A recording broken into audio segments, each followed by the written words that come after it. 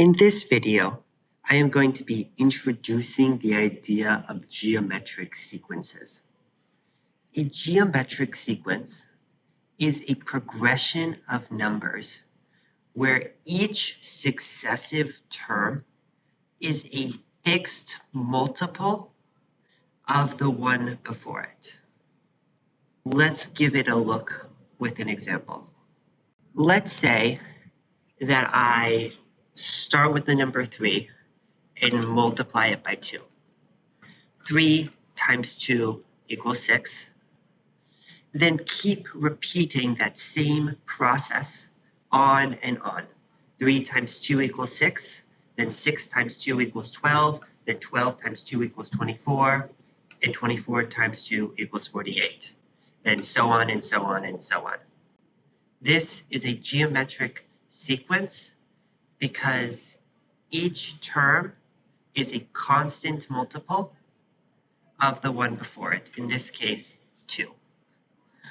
If we were to add some mathematical notation to that, we'd say A1, our A1 term, meaning our first term, equals 3, because that's where we started the sequence, and R equals 2, R being our common ratio, the number we multiply each term by to get the next term.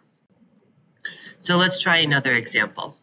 Let's say someone told you you have a geometric sequence where the A1 value is 5 and the R value, the common ratio value, is 3.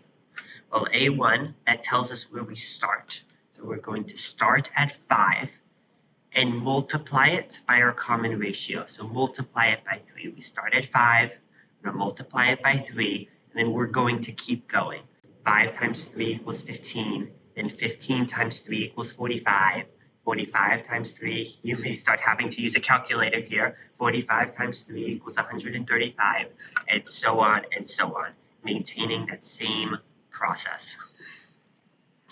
So this is all fine and dandy if you only want to know the first couple of terms of a sequence.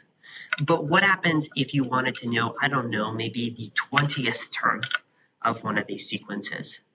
Technically, you could keep up this same process. You could multiply by 3, multiply by 3, multiply again and again by that common ratio until you get to the 20th term.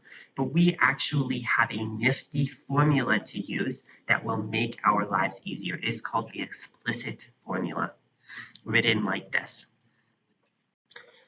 It says that an, our nth term, is going to equal a1, remember that's our first term, times r, our common ratio, raised to the power of n minus 1. So again, let's see what this looks like. If we wanted to find the 20th term, for example, of the geometric sequence written here, I would say I'm trying to find the A20 term, the 20th term. So n, in this case, would equal 20 because we're looking for the 20th term. A1, which is our first term, because we're looking at this geometric sequence as our example, the first term is 5.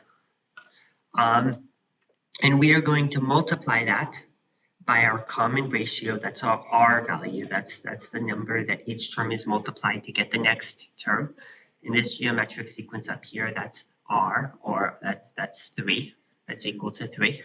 And we're raising that R term, we're raising that common ratio, we're raising that 3 value to the power of n minus 1. We said we're looking at the 20th term, so our n value is 20, so our n minus 1 value will be 19. Written like this, we have A20 equals 5 times 3 raised to the power of 20 minus 1, or 5 times 3 raised to the power of 19. Now, if you plug that into your calculator, I don't think anyone can do 3 to the power of 19 in their heads. We get a result that the 20th term of this geometric sequence here is 5,811,307,335. And there you have it. You now know what a geometric sequence is, and you can now use the explicit formula to find any term in a geometric sequence.